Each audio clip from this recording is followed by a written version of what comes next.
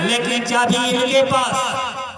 तो इनसे जुड़ो, इनके चरण में लगो, इनसे विनती प्रार्थना करो भाव के साथ, काम हो जाएगा। कि के खोली कपटी केवरिया हो, सदगुरु बिन साहिब आवत जात बहुत दिन बीतल। आवत आने का मतलब जन्म और जाने का मतलब मृत्यु या मरण। इस मंडल का नाम मृत्यु लोक इसीलिए पड़ा है। यहाँ जन्म और मरण का खेल निरंतर चला करता है। एक दिन ये दुनिया छोड़ करके जाना ही पड़ेगा। कि आवत जात बहुत दिन बीतल, अरे भरम भरमी मरी जाई हो, सदगुरु बिन साहिब। धर्म क्या है? गोस्वामी जी ने भी लिखा है, हो ये विवेक मोह भ्रम भागा, उपजे रघुनाथ चरण अनुरागा। जब आपका विवेक जगेगा तब मोह और भ्रम ये दोनों निकल जाएंगे। भ्रम की जो जननी है, भ्रम की जो माता है, वह कौन है? मोह। दुनिया की नजर में हम आप जग रहे हैं, अरे भाई सब कुछ कर रहे हैं, दुनिया का काम कर रहे हैं, उसी में भजन भक्ति भी। अगर कहा कोई कह दे भैया आप सो रहे हो, गहरे में बैठ करके सत्संग सुन रहा हूं, कहा सो रहा हूं। लेकिन महात्माओं ने ऐसा नहीं कहा। संतों ने बताया बच्चा तुम सो रहे हो, किसमें सो रहे हो? मोह निशा में। और आगे बता दिया, मोह सकल व्याधिन कर मूला, तेरे उर उपजहि अति सूला। इसी मोह में पड़े रहने के कारण 28वां कलयुग चल रहा है, लेकिन हम आप निकल नहीं पाए। आपकी बार ऐसी गलती मत करना। तो विवेक को जगाना पड़ेगा। विवेक जगेगा ये दोनों निकल भागेंगे। लेकिन विवेक कहां जाने पर जगेगा? बाजार घूमने से नहीं प्रेमी। दुनिया का चक्कर लगाओगे विवेक नहीं जगेगा। विवेक जगेगा कहां? वह स्थान यही है कि बिनु सत्संग, बिना सत्संग में गए कहो विवेक जग जाए, क्वाइट इम्पॉसिबल, बिल्कुल असंभव है, जग नहीं सकता है। कि बिनु सत्संग विवेक न होई, राम कृपा बिन सुलभ न सोई। आज गुरु महाराज की मौज बढ़ गई, दया कृपा हमारे आपके ऊपर हो गई, तब समझो कि वह दवा हमको आपको मिल रही है। समझ लो, ये जीव बेहोश है, मोह निशा में बेहोश पड़ा है। जैसे क्लोरोफार्म सुनाई नहीं जाए क्यों तो बेहोश हो जाए। ऐसे काल में मोह रूपी क्लोरोफार्म को सुना करके जीव को बेहोश कर दिया। अब जगने वाली दवा है सत्संग। जब सत्संग में जाओगे तो धीरे धीरे धीरे धीरे इसी सत्संग के प्रभाव से जग जाओगे। अब ये सत्संग मिलता सबको नहीं है प्रेमियों, लाख बुलाओ आएंगे ही नहीं। सत्संग मिलता किनको है? जो बड़े भाग्यशाली लोग होते हैं। हमारी यही कह रही है कि बड़े भाग पाइब सत्संगा, बड़े भाग्यशाली लोगों को ही ये मिला करता है। बड़े भाग पाइब सत्संगा। आगे इसका लाभ बताया कि जो इसका नित्य सेवन करेगा, यह सत्संग क्या लाभ उस जीव को परमार्थी दिलवाएगा। बिनहि प्रयास हो ही भव भंगा। बिनहि प्रयास, उस जीव को ज्यादा मेहनत नहीं करना पड़ेगा। सरल सहज बड़े आसानी से वो काल ने जो फंसाया है इस भव सागर में, जो नित्य सत्संग का सेवन करेगा, रामायण कह रही है संतवाणी है, बिना ही प्रयास हो ही भव, बड़े आसानी से वह जीव उस विशाल भव सागर को क्रॉस कर जाएगा। सत्संगत दुर्लभ संसारा, इस दुनिया के अंदर सत्संग का मिलना अत्यंत रेयर है, दुर्लभ है। आगे और इशारा कर रहे हैं, निमिष दंड जो 112, पल भर का भी सत्संग अगर जीव को मिल जाए और जीवन में उतार ले, बहुत बड़ा उसका लाभ मिलता है। तराजू के पलड़े के ऊपर तौल करके सत्संग की महिमा के बारे में बताया गया है। मानस में गोस्वामी जी महाराज चैलेंज दे करके बता रहे, मृत्यु लोक से लेकर के स्वर्ग वैकुंठ ब्रह्मलोक, जहां तक काल निरंजन भगवान का साम्राज्य है, यहां से लेकर के वहां तक जितना भी ऐशो आराम, सुख और सुविधा की चीजें हैं, रुपया, पैसा, सोना, चांदी, हीरे, जवाहरात, मोती, माणिक, सारी संपत्ति को, सारी दौलत को तराजू के एक पलड़े के ऊपर लाद दीजिए, रख दीजिए। एक तरफ तराजू के पलड़े पर 3 लोगों की संपदा को रख दीजिए और दूसरे पलड़े के ऊपर ज्यादा नहीं, एक क्षण, एक सेकंड का सत्संग और बैठ कीजिए वोजन। तो भाई जो वजन होगा वो पलड़ा तो नीचे रहेगा और जो हल्का होगा वो ऊपर चला जाएगा। अब देखिए महात्मा तौल करके बता रहे हैं, तात स्वर्ग अपवर्ग सुख, इसलिए आगे का नाम अपवर्ग माने वैकुंठ है और स्वर्ग का नाम अभी मैंने बताया, सब काले के अधीन है। ये नहीं आगे रखे बात तब और ललचाओ, अगो वाला ला दे दियो करे, अगो वाला यानी सब रख दो। तात स्वर्ग अपवर्ग सुख, धरिय तुलाई के अंग, तूल न ताहि सकल मिली, जो सुख लो सत्संग, तूल न ताहि सकल मिल, यानी सब मिला करके एक सेकंड के सत्संग के बराबर टिकने वाला नहीं है।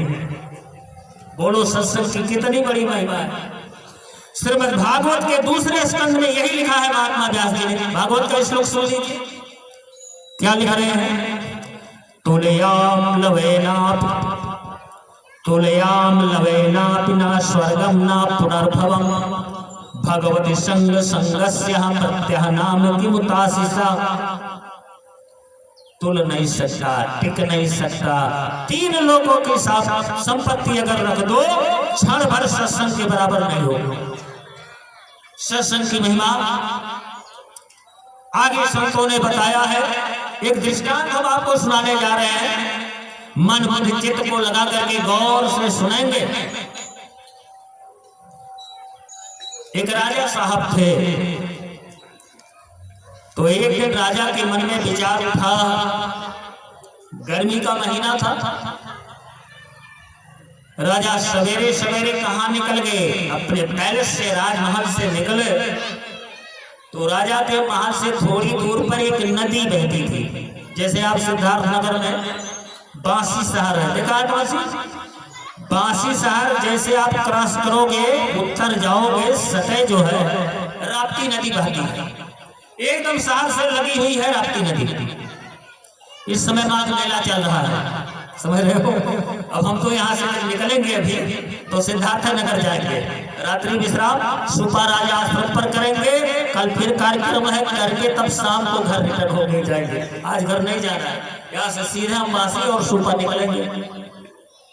तो बांसी शहर से सटी हुई राप्ती जी बहती है।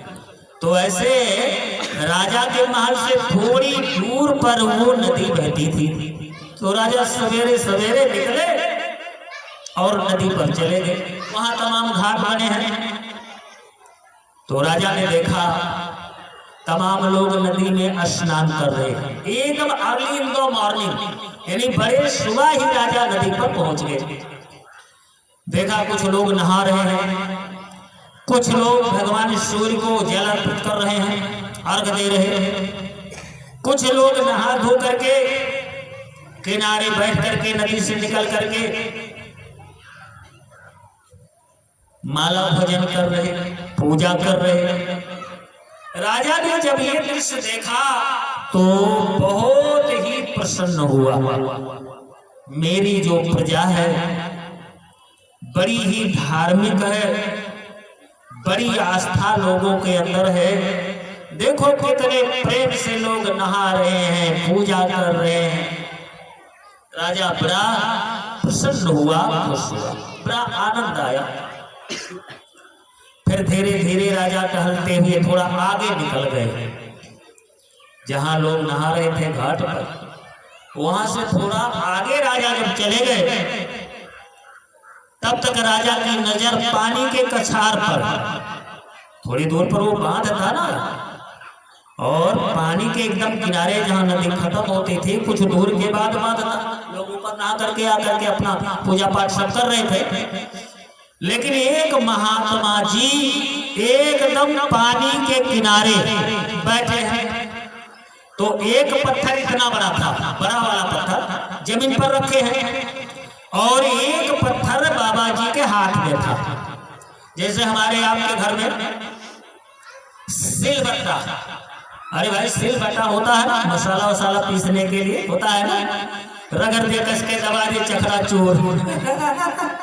तो ऐसे बाबा जी के सामने जो जमीन पर पत्थर था वो बड़ा था, सिल की था, और दाहिने हाथ में जो पत्थर पकड़े थे छोटा था। तो बाबा जी क्या कर रहे थे, वही नदी का पानी थोड़ा सा उठा करके और बड़े पत्थर पर रख देते और छोटे पत्थर से उसको पीसते, रगड़ते ऐसे ऐसे। आंख बंद करके यही कह रहे थे, एक ही सेंटेंस, एक ही वाक्य बार बार रिपीट कर रहे, आंख बंद करके। क्या? घिस घिस घिस रे पत्थर पे डाल के पानी, और जो तुम्हारे मन में सोई मरम हम जानी। घिस घिस घिस रे पत्थर पे डाल के पानी, और जो तुम्हारे मन में सोई मरम हम जानी। राजा चुपचाप ऊपर खड़ा है कंधे पर और सुन रहा है बड़े ध्यान से। राजा सोच रहा है बाबा जी आगे तो बढ़े, अब इसके आगे क्या है। लेकिन बाबा जी आगे नहीं बढ़ रहे, बस वो एक ही वाक्य बार बार दोहरा रहे हैं। थोड़ी देर के बाद गुरु जी ने आंख को खोला, राजा पर नजर पड़ी। ओ राजन, ओ बच्चू, कब से यहाँ खड़े हो? अरे महाराज बड़ी देर से। तो कुछ सुने भी कि ऐसे खड़े हो? नहीं महाराज सुन रहा हूं। क्या सुने, जरा हमको बताओ। महाराज जी आप तो यही कह रहे हैं, घिस घिस घिस रे पत्थर पे डाल के पानी, और जो तुम्हारे मन में सोई मरम हम जाने। कहा बच्चों ये सत्संग के शब्द, ये साधारण वाक्य नहीं है, ये सत्संग के शब्द हैं, वचन हैं। रोज घर पर जब जाना तो सोते समय 10 बार जरूर रोज याद कर लेना, ज्यादा नहीं, 10 बार रोज याद कर लेना यही वाक्य। और तब कोई दिन नागा ना जाए। हाथ जोड़ करके राजा ने प्रणाम किया। ठीक है सरकार, यदि आपका आदेश ऐसा है तो हम डेली याद करेंगे। कहा हाँ भूलना मत। राजा फिर राजमहल को आया। अब याद करता है, जब खा पी करके और सोने के लिए पलंग पर जाता याद करता। इधर राजा का जो वजीर था, मंत्री बहुत दिनों से इस चक्कर में था कि अगर हम राजा की हत्या करवा देते, राजा को अगर हम मरवा देते, तो ये जो किंगडम है, ये जो राजधानी है, ये हमारी हो जाती, मैं राजा बन जाता। अगर मैं राजा को मरवा देता तो खुद मैं राजा बन जाता। लेकिन उपाय कोई नहीं सोच रहा था। जो भी तिकड़म लगाता है, उपाय सोचता है, डर जाता है, अपने आप को ऑफरेट कर जाता है, डर जाता है कहीं अगर ना मार पाए, बात लीक हो गई तो राजा सीधे मेरी फांसी करवा देगा। कोई उपाय नहीं सूझ रहा, लेकिन मन में रोज यही सोचता था कि अगर हम राजा को मरवा देते तो खुद राजा बन जाते, करें तो क्या करें। वेरी ग्रीडी, वो बहुत लालची था। मंत्री जो था वो बहुत ही लालची था, और लालच बहुत खराब चीज है। पाप का बाप किसे कहते हैं? लालच को। वेरी बैड है, लालच बहुत बुरी बला है। मंत्री के अंदर यही लालच है कि राजा को मरवा करके मैं राजा बन जाता।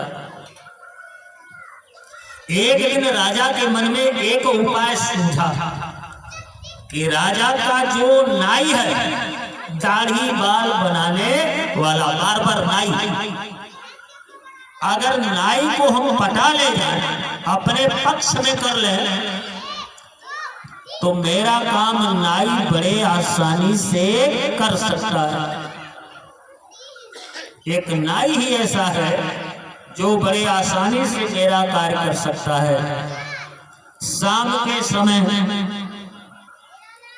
मंत्री जी कहाँ गए? नाई के घर, और बुला रहे हैं, अरे ठाकुर, अरे ठाकुर, कहाँ हो? नाई ने आवाज सुनी, अरे तो मंत्री जी की आवाज है। हाथ जोड़ करके बाहर निकला और कहा, अरे मंत्री जी आप, अरे क्यों इतना कष्ट उठाए आप? अरे किसी सिपाही को भेज दिए होते, मैं खुद चला आता। कहा, अरे नहीं भाई, बहुत जरूरी काम है, इसलिए हमें खुद आना पड़ा। तो बताइए मंत्री जी, मैं कोई पढ़ा लिखा तो नहीं हूं, ना बहुत बुद्धिमान हूं, आपका काम हम कैसे कर सकते हैं? आप मंत्री के पद पर हैं, राजा के बाद दूसरा स्थान किसका है? मंत्री का। आप तो very wise man, very clever, बहुत ही बुद्धिमान है, बहुत ही चालाक है, चतुर है, और मैं तो एकदम अंगूठा टेक हूँ, पढ़ा लिखा हूँ। कौन ऐसा काम है जो आप खुद चल करके, वो भी आन बाई फूट पैदल आए हमारे यहाँ? मंत्री ने हाथ जोड़ दिया और कहा, ठाकुर एक काम मेरा कर दो, 5000 रुपए मैं दूंगा। नाई उछल पड़ा, अरे उस जमाने का 5000 आज के 5 करोड़ से भी ज्यादा है, सोच लो। अरे कहा, मंत्री जी ये तो बहुत है, तो काम भी बहुत कठिन होगा, मेरे बस की बात नहीं है, किसी और को आप तलाशिए। अरे कहा, सुनो, तो घबरा क्यों रहे, ओपलेस मत हो जाओगे, मेरी बात सुनो, बहुत आसान काम है और तुम उसको बड़े आसानी से सुगमता से कर सकते हो। मंत्री ने इसने कहा, नाई ने, कि मंत्री जी बताइए काम क्या है? कहा, देखो कल फ्राइडे का दिन है, जुमा का दिन है, शुक्रवार, मुसलमान लोग शुक्रवार को जुमा कहते हैं, जुमा का दिन है। तो कहा, शुक्रवार है, कल दाढ़ी बनाने जाओगे सुबह? कहा, हाँ। तो कहा, एक काम कर दो, राजा का जब दाढ़ी बनाने लगना ना, छुरे को इतना तेज कर लेना, पहट लेना, बनाते बनाते जब यहाँ लाना तो इतना जोर से मारना कि एक ही वार में राजा का गला कट जाए। अब तो नाई उछल करके वहां गया, कहा मंत्री जी आपका दिमाग तो नहीं खराब हो गया? अरे जरा सा अगर लाल पानी निकल जाएगा तो क्या पनिशमेंट देगा राजा, और तुम कह रहे हो राजा का गला काट दो? अरे ये गंदे भाव विचार तुम्हारे अंदर आए कैसे? मंत्री समझ गया कि अगर यह राजा को बता देगा तो मेरी फांसी राजा करवा देगा। कहा मंत्री जी मेरी बात गौर से सुनो, मेरी नजर तुम्हारे ऊपर रहेगी, जैसे राजा का गला तुम काटोगे ना मैं गद्दी संभाल लूंगा, और जैसे गद्दी पर मैं बैठूंगा फुल पावर मेरा हो जाएगा, ये राजपाट मेरा हो जाएगा, तुम्हें मैं बचा लूंगा, कोई फांसी नहीं चढ़ा सकता है, राजा मरेगा मैं राजा बनूंगा। फिर भी नाई थर थर थर थर कांप रहा है, मंत्री जी मेरे बस की बात नहीं है। मंत्री ने सोचा लालच थोड़ा और बढ़ा दे, अच्छा चलो 10,000 आपको हम देंगे, और अगर इस पर भी संतोष नहीं है तो आधा राज हम देने के लिए तैयार हैं। जब मैं राजा बन जाऊंगा तो 1/2 भाग तुमको दे दूंगा और आधे में मैं राज करूंगा, लेकिन मेरा काम कर दो और डरो बिल्कुल नहीं, मैं इतना फुर्तीला हूं, चुस्त दुरुस्त हूं, इधर राजा का गला कटेगा उधर गद्दी मेरी हो जाएगी, सब ये फौज फाटा मेरे अधीन, डरो मत। खूब जब लालच दिया आधा राज देने का, तब मंत्री जाकर के तैयार हुआ, फिर भी कह रहा है जरा सतर्क रहिएगा, सतर्क रहिएगा। हाँ ठीक है। अब अगले दिन नेक्स्ट डे हुआ क्या, बड़े सवेरे नाई अपना झोली उठाया जिसमें उसका छुरा, कैंची, कंघी, छोटा सा शीशा सब औजार रखते हैं। अब तो ब्लेड का जमाना आ गया, लेकिन देसी छुरा आज भी मिलेगा, देसी छुरा। तो एक कटोरी भी रखे रहते हैं पानी लेने के लिए। नाई गया, कहा हुजूर हुजूर राजा निकले अंदर से। अरे ठाकुर आज तो बड़े सुबह आ गए। हाँ महाराज आज शुक्रवार का दिन है ना, अभी थोड़ी देर के बाद दुकान पर भीड़ हो जाएगी, तो मैंने सोचा हुजूर का पहले बना दिए, बाद में अपना देखेंगे और लोगों का। ठीक है बना दो। तो राजा भी खड़े हैं, राजा भी खड़े हैं। नाई गया कटोरी में पानी लिया, छोटी सी कटोरी थी, पानी लिया और लेकर के आया। राजा खड़े हैं, सामने बैठ गए और झोली के अंदर से छुरा निकाला, तो उसमें एक चमौठा रखते हैं नाई लोग और एक इतना बड़ा काला पत्थर होता है, उसी पर रगड़ते हैं पानी डाल करके। अब वह नाई बैठ करके कटोरी से 2 बूंद पानी लेता है, पत्थर पर डाल दिया और छोरे को रगड़ रहा है। सोच रहा है इतना तेज कर ले कि एक ही बार में राजा का गला साफ हो जाए। राजा की नजर पड़ गई और तब तक राजा को यह बात याद हो गई, वो आज तो बड़ी चूक हमसे हो गई। बाबा जी ने कहा था इस वाक्य को, इस वचन को रोज सोते समय याद करना, लेकिन कल तो मैं इतना थक गया था कि जब मैं सोया तो गिरते ही पलंग पर नींद आ गई। बाबा जी का वह वाक्य मैं भूल गया, आज तो नागा हो गया। कोई बात नहीं, जब तक ये छुरा पहट रहा है तब तक हम गुरु महाराज से क्षमा मांग करके, ध्यान करके इनका क्षमा मांग लेते हैं। सरकार शाम को भूल गए, लेकिन अभी सुबह का समय है फिर से। अरे आप 10 बार गए थे, मैं 20 बार ले रहा हूं। अब देखिए वो तो छुरा पाट रहा है और राजा क्या करना शुरू कर दिया, आंखों को बंद किया, अपने गुरु महाराज का ध्यान किया।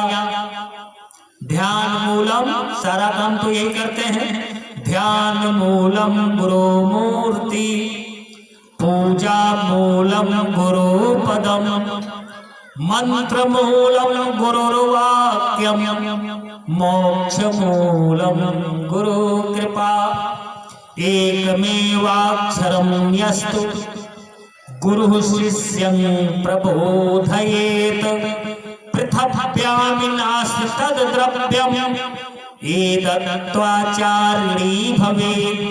संगत्याः गुरुराध्यते, गुरो मंत्रादि पूजनम्, पूजनः जापते भक्तिः, भक्तयः ज्ञानं प्रजापते। यहाँ तक लिखा है यस्य स्मरण मात्रेण जन्म संसार बंधनात् विमुच्यते, तस्मै श्री सद्गुरुवे नमो नमः।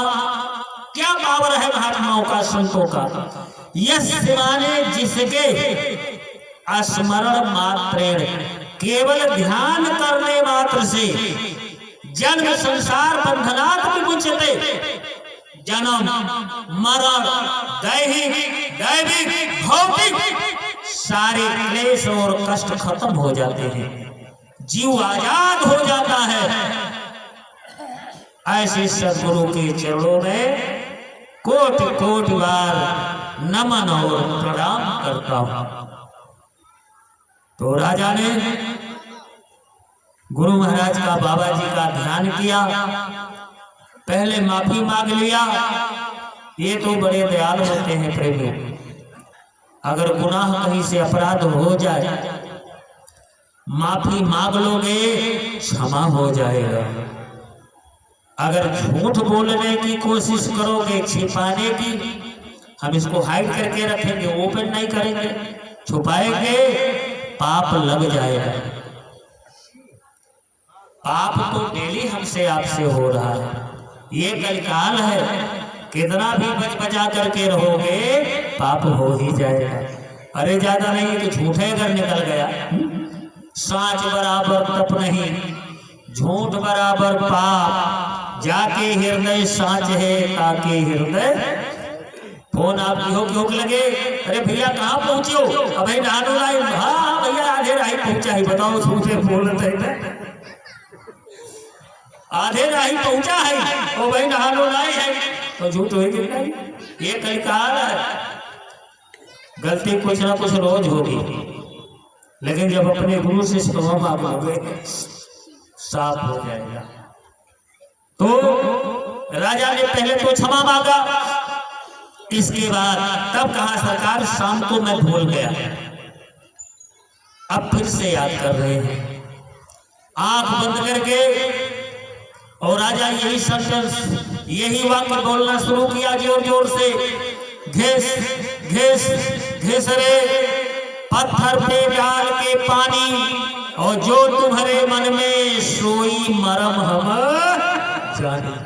अरे जैसे वाक्य का जो है नाई के कान में पड़ा, नुआ बैठ के पढ़त रहा, जैसे सुनिस भैया छुरा बाहर फेंक दीस, कटोरी बाहर बढ़ाई दीस, झोली उठा करके उधर फेंक दिया और जाकर के राजा का पैर पकड़ लिया और पैर पकड़ करके रो रहा है, सरकार माफ कर दीजिए, मेरी इसमें कोई गलती नहीं है, ये सारा किया कराया आपके मंत्री जी का है, मेरी कोई गलती नहीं।